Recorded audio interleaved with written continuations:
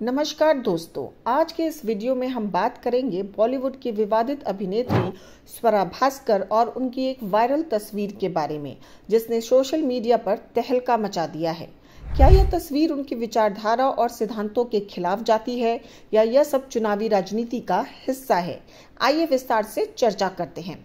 स्वरा भास्कर, जो अपने विवादित बयानों और सामाजिक मुद्दों पर अपनी राय के लिए जानी जाती हैं, इस बार फिर सुर्खियों में हैं। उनके पति फहद अहमद ने एक तस्वीर एक्स हैंडल पर शेयर की, जिसमें स्वरा और फहद मौलाना सज्जाद नोमानी के साथ पोज दे रहे हैं।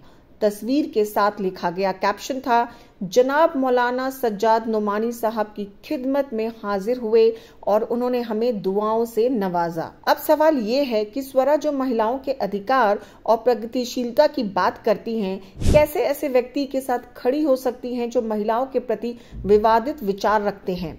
दोस्तों, मौलाना सज्जाद नोमानी कोई साधारण व्यक्ति नहीं है। Sajjad Nomani All India Muslim Personal Law Board के प्रवक्ता हैं और अपने विवादित बयानों के लिए कुख्यात हैं।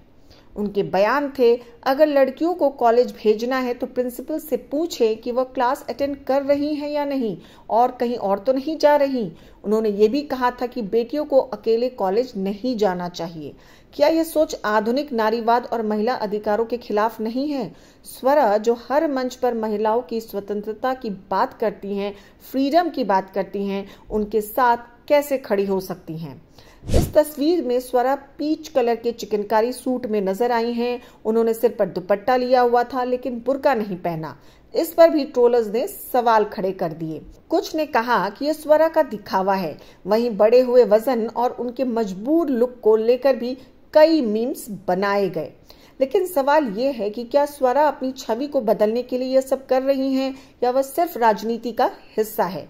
यह तस्वीर ऐसे समय पर आई है जब फहद अहमद महाराष्ट्र में अणुशक्ति नगर सीट से एनसीपी के उम्मीदवार के तौर पर चुनाव लड़ रहे हैं। मौलाना सज्जाद नोमानी ने मुस्लिम समुदाय से महाविकास अघाड़ी, जिसमें एनसीपी, कांग्रेस और शिवसेना है, के लिए वोट करने की अपील की। उन्होंने कहा, अगर महाराष्ट्र में बीजेपी हारी तो केंद्र सरकार भी नहीं टिकेगी।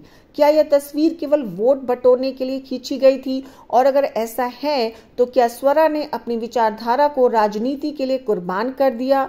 यहाँ एक बड़ा सवाल उठता है, स्वरा का दोहरा मापदंड। वो नारीवाद और प्रगतिशीलता की बात करती हैं, लेकिन महिलाओं को सीमित करने वाले विचार रखने वाले मौलाना के साथ खड़ी होती हैं।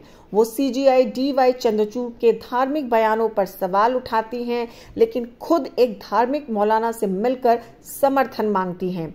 क्या यह स्वरा का फेमिनिज्म केवल एक फेकेड है जिसे वो अपने लाभ के लिए इस्तेमाल करती हैं? दोस्तों, इस पूरे मामले से ये साफ है कि स्वरा भास्कर की छवि और उनके वास्तविक कदमों में बड़ा फर्क है। एक ओर वो महिलाओं के अधिकार और प्रगतिशीलता की बात करती हैं, तो दूसरी ओर ऐसे लोगों के साथ खड़ी होती हैं जिनके विचार महिलाओं के खिलाफ हैं।